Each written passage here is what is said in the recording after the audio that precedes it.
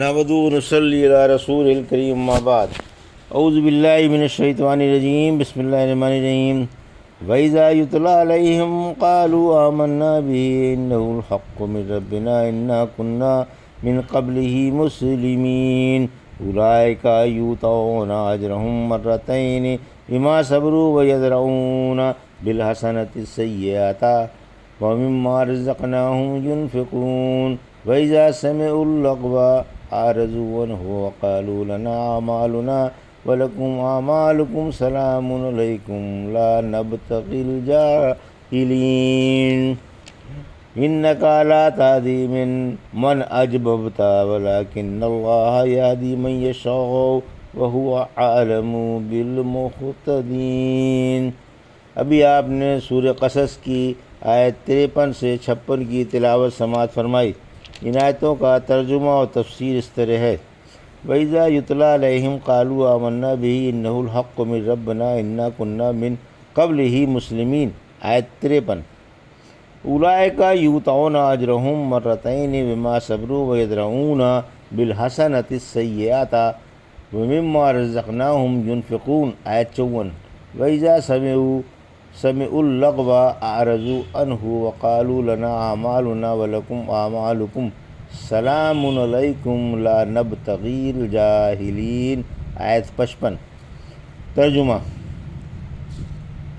اور جب وہ انہیں پڑھ کر سنایا جاتا ہے تو کہتے ہیں ہمارا اس پر بھی ایمان ہے، واقعی یہ سچی کتاب ہے اور ہمارے رب کے پاس سے ہے، ہم تو اس سے پہلے ہی مسلمان و فرما بردار تھے، انہی کو ان کے صبر کے بدلے دوہرا ثواب ملے گا۔ یہ نیکی سے برائی کو دور کرتے ہیں اور ہماری دی ہوئی روزی میں سے خرچ کرتے رہتے ہیں، اور جب بیہودہ بات سنتے ہیں تو اس سے منہ موڑ لیتے ہیں اور کہہ دیتے ہیں کہ ہمارے عمل ہمارے لیے ہے اور تمہارے عمل تمہارے لیے، تم پر سلام ہو، ہم جاہلوں کی راہ کے طالب نہیں۔ یہ تھا ترجمہ سورہ قصص کی آیت 53 سے 55 کا تفسیر۔ آیت 53-54۔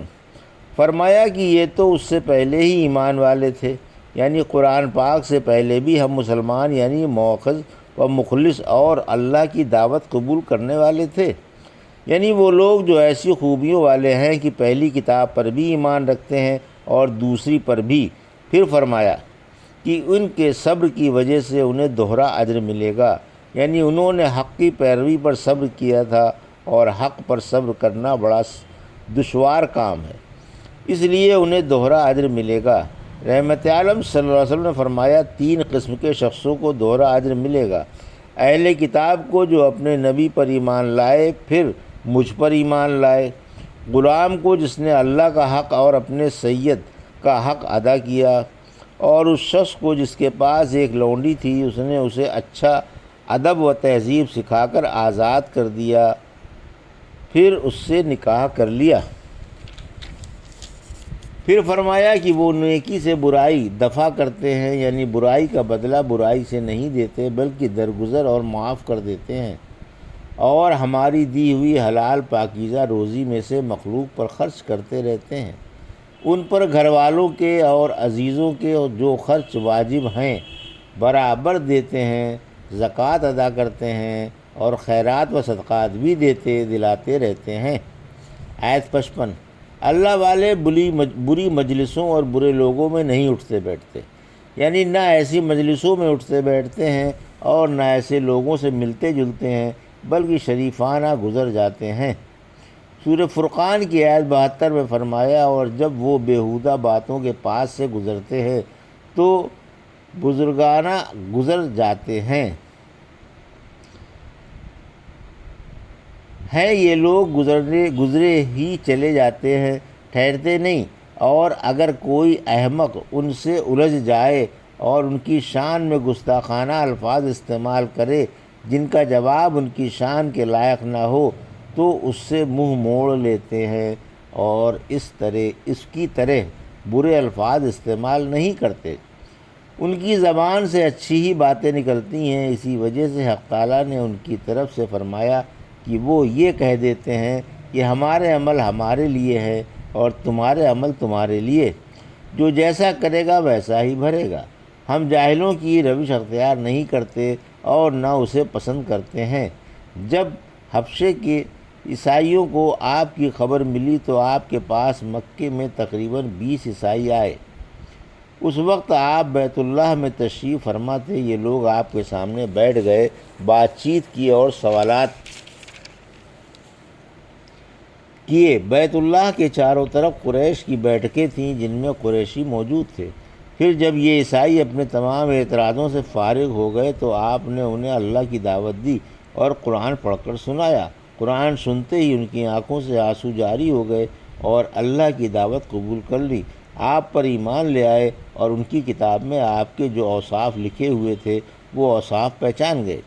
جب یہ آپ سے رخصت ہونے لگے تو ابو جہل چند دیگر قریشیوں کے ہمراہ ان سے ملا اور کہنے لگا، اے قافلے والو، تم کو اللہ ذلیل فرمائے، تمہاری قوم نے تو تم کو اس شخص کے حالات معلوم کرنے کے لیے بھیجا تھا، مگر تم اس کے پاس بیٹھتے ہی اس پر لٹو ہو گئے، اپنا آبائی دین چھوڑ بیٹھے اور اس کی باتوں میں آ گئے، اسے سچا بتانے لگے۔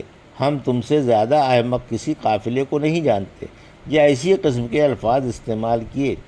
ان اللہ کے بندوں نے یہ جواب دیا کہ تم پر سلام ہو، ہم تمہارے ساتھ جاہلانہ باتیں کرنا نہیں چاہتے، ہمارے عمل ہمارے ساتھ ہیں اور تمہارے عمل تمہارے ساتھ، ہم نے اپنے لیے جس دین میں خیر و برکت دیکھی اسے قبول کر لیا۔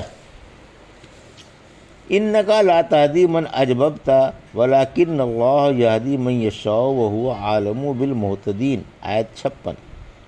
ترجمہ: آپ جسے چاہیں ہدایت پر نہیں لا سکتے، ہاں اللہ جسے چاہے ہدایت پر لا سکتا ہے اور وہی راہ پائے ہوئے لوگوں سے خوب واقف ہے۔ یہ تھا ترجمہ آیت 56 کا۔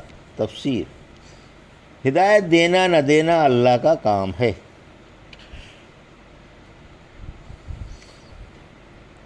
آیت 56 یعنی سیدھی راہ پر لے آنا آپ کا کام نہیں، آپ کا کام تو صرف پیغام پہنچا دینا ہے۔ آگے اللہ کا کام ہے، وہ جسے چاہے ہدایت دے دے اور جسے چاہے نہ دے۔ ہدایت دینے نہ دینے میں اللہ کی حکمتیں پنہاں ہیں۔ سورہ بقرہ کی آیت 272 میں فرمایا، انہیں راہ پر لے آنا آپ کے ذمے نہیں ہے، ہاں اللہ جسے چاہے راہ پر لا سکتا ہے۔ سورہ یوسف کی آیت 103 میں فرمایا، گو آپ کا کتنا ہی جی چاہے مگر اکثر لوگ ایمان لانے والے نہیں۔ پھر فرمایا، وہی راہ پائے ہوئوں کو خوب جانتا ہے، یعنی انہیں خوب جانتا ہے جو ہدایت کے مستحق ہیں اور انہیں بھی جو ہدایت کے مستحق نہیں ہیں۔ ابو طالب کے مرض الموت کا واقعہ۔ یہ آیت ابو طالب کے بارے میں اتری جو رحمت عالم صلی اللہ علیہ وسلم کا مخلص خیرخواہ چچا اور آپ کا محافظ و نگراں آپ کی جانب سے سینہ سپر رہتے تھے، آپ کی طرفداری کرتے تھے اور آپ سے بے حد محبت کرتے تھے، یعنی بھتیجے کی طبعی محبت تھی، شرعی نہیں۔ جب ان کا آخری وقت ہوا اور مرض الموت میں گرفتار ہوئے تو آپ نے انہیں ایمان کی آخری دعوت دی، لیکن تقدیر غالب آئی اور یہ آخری وقت بھی دولت ایمان سے محروم ہی رہے۔ افسوس، چلتے چلتے بھی ہاتھوں سے پھسل گئے وہ اور آخری وقت بھی کفر ہی پر اڑے رہے۔ اللہ اپنی حکمتوں کو خوب جانتا ہے۔ مسیب بن حزن فرماتے ہیں، جب ابو طالب کا آخری وقت ہوا تو ان کے پاس رحمت عالم صلی اللہ علیہ وسلم تشریف لائے۔ اس وقت ان کے پاس ابو جہل اور عبداللہ بن ابی امیہ بھی بیٹھے ہوئے تھے۔ آپ نے فرمایا، چچا جان آپ لا الہ الا اللہ پڑھ لیجئے تو میرے لیے اللہ کے ہاں آپ کی سفارش حلال ہو جائے گی۔ فوراً ابو جہل اور عبداللہ نے کہا، کیا آپ مرتے وقت عبد المطلب کے مذہب سے پھر جائیں گے؟ لیکن آپ برابر ان سے یہی فرماتے رہے اور یہ دونوں شیطان انہیں ورغلاتے رہے۔ آخرکار مرتے دم انہوں نے یہی کہا کہ میں عبد المطلب کے دین پر ہوں اور کلمہ توحید نہ پڑھا۔ پھر بھی آپ نے فرمایا کہ تمہارے لیے استغفار کرتا رہوں گا جب تک کہ مجھے روک نہ دیا جائے۔ پھر اللہ نے سورہ توبہ کی آیت 113 اتاری، یعنی نبی کو اور ایمان والوں کو مشرکوں کے لیے دعائے مغفرت مانگنا لائق نہیں، خواہ وہ ان کے عزیز ہی کیوں نہ ہوں، جب ان کے سامنے ان کا جہنمی ہونا ظاہر ہو چکا ہے۔ اور ابو طالب کے بارے میں انک لا تہدی من احببت اتری۔ ایک روایت میں ہے کہ آپ نے ان سے کہا چچا جان لا الہ الا اللہ پڑھ لیجئے، میں قیامت کے دن آپ کے لیے اس کلمے کی گواہی دوں گا۔ انہوں نے کہا مجھے قریشی برا بھلا کہیں گے اور یہ کہہ دیں گے کہ موت کی بے قراری سے گھبرا کر ابو طالب نے کلمہ پڑھ لیا۔ اگر یہ ڈر نہ ہوتا تو میں کلمہ پڑھ کر آپ کا دل ٹھنڈا کر دیتا۔ انک لا تہدی اتری۔ ایک روایت میں ہے کہ انہوں نے کہا بھتیجے یہ ہمارے بزرگوں کا مذہب ہے، اسے کیسے چھوڑ دوں، اور آخری کلمہ یہی کہا میں عبد المطلب کے مذہب پر ہوں۔ یہ تھا سورہ قصص کی آیت 53 سے 56 کا ترجمہ اور تفسیر جو ابھی آپ نے سماعت فرمائی۔ بارک اللہ لی و لکم فی القرآن الحکیم ونفعنی وایاکم بآیات الذکر الحکیم۔